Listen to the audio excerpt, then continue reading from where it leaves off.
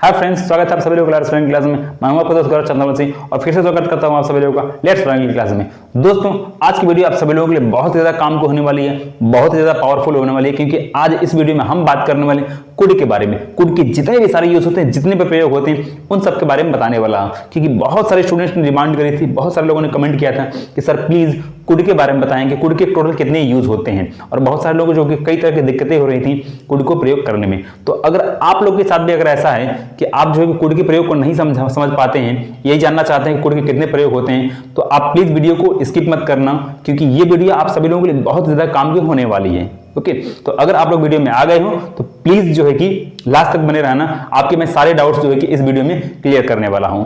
Okay, तो चलिए हम जल्दी से बिना टाइम गवाए वीडियो को शुरू करते हैं।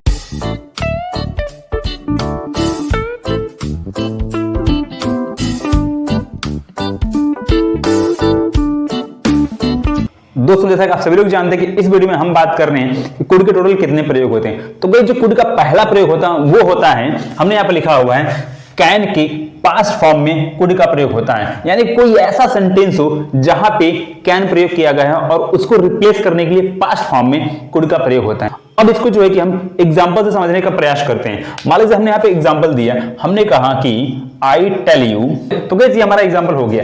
हमने यहाँ पे लिखा हुआ है I tell you that I can teach you English. अब इस पूरे सेंटेंस को हमने जो है कि प्रेजेंट फॉर्म में लिखा है। ध्यान दीजिएगा कि कैन का प्रयोग सिर्फ और सिर्फ प्रेजेंट फॉर्म में होता है, पास्ट में कभी भी नहीं होता है। तो हमने इस पूरे सेंटेंस को जो है कि प्रेजेंट फॉर्म में लिखा है। अगर ध्यान से देखेंगे तो आपको यहाँ पे दो सेंटेंस दिखाई देंगे। पहला सेंटेंस आपका है आई टेल यू, दूसरा आपका है आई कैन टीच यू इंग्लिश। तो दोनों के दोनों जो है कि आपके सेंटेंसेस क्या है, प्रेजेंट में। अब इसी सेंटेंस को ध्यान दीजिए, अब इसी सेंटेंस को अगर मुझे जो है कि पास्ट फॉर्म में चेंज करना हो, अगर इसी सेंटेंस को मुझे पास्ट फॉर्म में चेंज करना है तो ध्यान दीजिए तब सेंटेंस क्या बनेगा।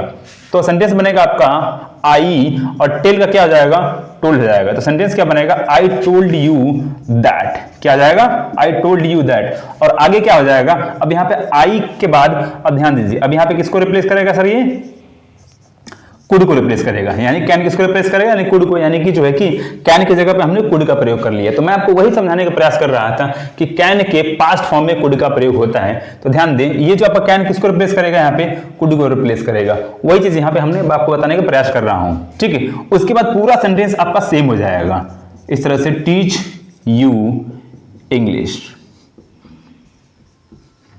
ओके, ये रहा हमारा सेंटेंस। तो मैं उम्मीद करता हूं समझने का प्रयास कर रहे होंगे। अब ध्यान दीजिए, अब इस सेंटेंस को हमने क्या किया है कि प्रेजेंट फॉर्म में लिखा है और इस सेंटेंस को हमने क्या किया है कि पास्ट फॉर्म में लिख दिया है। तो बस यही मैं जो आपको बताने का प्रयास कर रहा था कि कैन के पास्ट फॉर्म में कुड का प्रयोग होता है। और एग्जांपल लेना चाहेंगे, मान लीजिए एक और मैं आपको एग्जांपल दे रहा हूं। हमने मान लीजिए एग्जांपल हमने लिया, हमने कहा कि रवि टेल्स मी। तो कैसे हमारा ये एग्जांपल हुआ, हमने आपको एग्जांपल दिया, हमने कहा Ravi tells me that he can buy a new car. Ravi मुझसे कहता है, क्या कहता है कि वह एक नई कार खरीद सकता है। तो ध्यान दें, हमने फिर से वही एग्जांपल को मैंने उसी से जो है कि एग्जांपल को, उसी सेंटेंस को फिर से रिपीट कर दिया है, क्योंकि पूरे पूरा जो है कि सेंटेंस अभी क्या है, प्रेजेंट फॉर्म में है।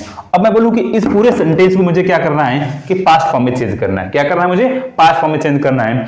और इसमें जो कि मुझे कोई छेड़छाड़ नहीं करनी, बस सिर्फ और सिर्फ मुझे पास्ट फॉर्म में चेंज करना है। तो ध्यान दें, होगा कैसे, हमने क्या करना है, यहाँ पे रवि का रवि कर लेना है, ठीक है। क्या हो जाएगा, रवि हो जाएगा। और टेल का क्या हो जाएगा, ये टोल्ड में चेंज हो जाएगा। क्यों, क्योंकि सर ऐसा जरूरी है। तो टेल का टोल्ड में हो जाएगा और मी का मी हो जाएगा, ठीक है। तो हो जाएगा मी। अब दैट को दैट की जगह रख देना है। आपको बस थोड़ा सा ध्यान देने की जरूरत है, आप पूरा समझ जाएंगे बहुत आसानी से।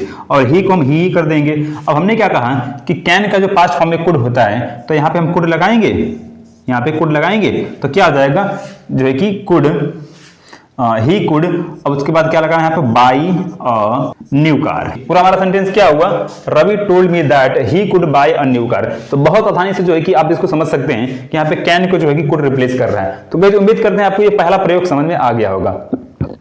अब दूसरे प्रयोग की बात करते हैं हम यहाँ पे। तो फ्रेंड्स, जो कुड का दूसरा प्रयोग होता है वो होता है भूतकाल की क्षमता को बताने के लिए। यानी कि भूतकाल की क्षमता, यानी कि पास्ट एबिलिटी को बताने के लिए होता है। यानी कि बीते हुए समय में, यानी कि जो हमारा समय बीत चुका है, जो हमारा समय बीत चुका है, उस समय हम अगर कोई भी काम कर सकते थे, उसके बारे में बताता है। अब इसका मैंने बहुत बढ़िया आपको एग्जांपल दिया है। हमने यहाँ पे एग्जांपल दिया आपको, हमने कहा I could ride the bike in my childhood, मतलब कि मैं मेरे बचपन में बाइक चला सकता था। और मैं आपको सच बताऊं कि मैं अपने सभी स्टूडेंट्स को ऐसे एग्जांपल दूं जो रियल लाइफ में जो है कि प्रयोग किया जाता हो। तो आप मुझे बताएं, आप ये वीडियो देख रहे हैं, आप थोड़ा रियलाइज करें, वीडियो थोड़ा पॉज करके रियलाइज करें कि आज से 2, 4, 5 साल पहले कोई ऐसा काम था जो आपके वश में, जो आप उस काम को कर सकते थे। अब कर सकते हैं कि नहीं वो बात अलग है, लेकिन आप बचपन में वो काम कर सकते थे।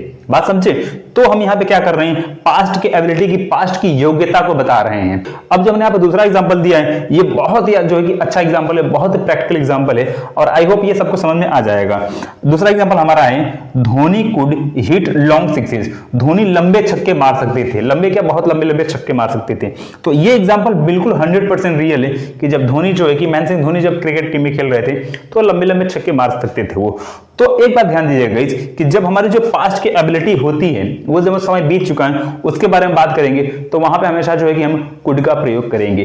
तो उम्मीद करता हूं आपको ये समझ में आ रहा होगा। अब हम बात करते हैं कुड के तीसरे प्रयोग के बारे में। ओके, आगे बढ़ते हैं। तो दोस्तों जो कुड का तीसरा प्रयोग होता है वो होता है विनम्र अनुरोध करने के लिए या फिर विनम्र अनुमति लेने के लिए, यानी कि इंग्लिश में पोलाइट रिक्वेस्ट या फिर पोलाइट परमिशन के लिए होता है। तो मेरा कहने का मतलब ये है कि जब भी किसी से कोई बहुत बड़ा काम करना हो, कोई बहुत बड़ी जो है कि किसी से जो है कि हमें रिक्वेस्ट करनी हो, कोई बहुत बड़ी हमारी डिमांड हो, तो जाहिर सी बात है जब हमारी कोई डिमांड किसी से बड़ी होती है, बहुत बड़ी कोई हेल्प लेते हैं, तो जाहिर सी बात है हमें ज्यादा झुकना पड़ता है, हमें जो है कि ज्यादा झुककर अपना काम कराना पड़ता है। कुल मिलाकर जो है कि हमें बहुत ज्यादा जो है कि उसको जो कि रिक्वेस्ट करनी होती है।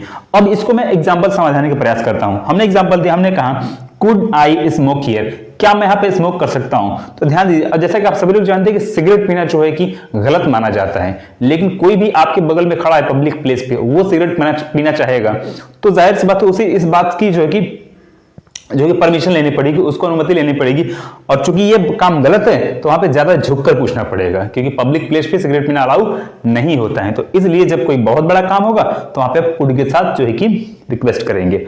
अब इसको हम और अच्छे तरीके से हमने एग्जांपल से समझते हैं, नेक्स्ट एग्जांपल से। अब हमारा दूसरा एग्जांपल है, एग्जांपल हमारा है could I sit beside you, मतलब क्या मैं आपके बगल में बैठ सकता हूं? तो आप लोगों ने बहुत बार जो है कि ट्रेन में या फिर बस में सफर किया होगा, तो जब हमें लंबी दूरी तय करनी होती है तो कई बार हमें बैठने की आवश्यकता महसूस होती है। तो जब भी हमें किसी दूसरे की सीट पे बैठना हो, मान लीजिए कोई सीट पे ऑलरेडी बैठा हो, अब आपको भी उसी की सीट पे बैठना है, तो जाहिर सी बात है आप उससे क्या करेंगे, बहुत ज्यादा रिक्वेस्ट करेंगे। वहां पे आपको झुककर जो है कि विनम्रता के साथ कहना होगा कि क्या मैं आपके बगल में बैठ सकता हूं।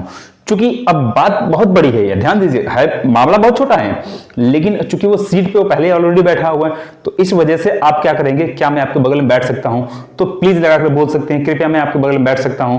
तो सामने वाले को अब जैसा भी महसूस हो तो वो आपको बैठने की परमिशन देगा।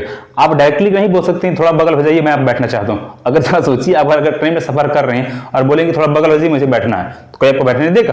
बिल्कुल नहीं बैठने देगा। और खास करके जब वो रिजर्व की सीट रहेगी तो बिल्कुल नहीं देगा। लेकिन अगर आपने बहुत अच्छे ढंग से जो है कि बहुत पोलाइटली तरीके से विनम्रता के साथ कहा कि क्या मैं आपके बगल में बैठ सकता हूं, या फिर कृपया मैं आपके बगल में बैठ सकता हूं, यानी कि could I sit beside you, please जाए प्लीज लगा दीजिए, तो जाहिर सी बात है सामने वाला आपको परमिशन दे देगा। तो उम्मीद करता हूं आपको समझ में आ रहा होगा। अब तीसरे एग्जांपल में मैंने कुछ ऐसा ही कहा हुआ है। तीसरा एग्जांपल हमने दिया, हमने कहा कुड यू लेंड, लेंड मतलब होता है उधार देना, तो could you lend me 1 crore rupees, यानी कि बहुत बड़ा पैसा हो गया, बहुत बड़ा अमाउंट हो गया, यानी कि क्या आप मुझे 1 करोड़ रुपए उधार दे सकते हैं? तो ये बताएं कि 1 करोड़ रुपए क्या छोटा अमाउंट होता है? नहीं सर, बहुत बड़ा अमाउंट होता है, हमारी सोच से बहुत बड़ा अमाउंट होता है। तो कुल मिलाकर बहुत बड़ा एहसान लेंगे तो बहुत बड़ी रिक्वेस्ट भी करनी पड़ेगी, बहुत बड़ा जो कि बहुत ज्यादा जो है कि आपको रिक्वेस्ट भी करनी होगी।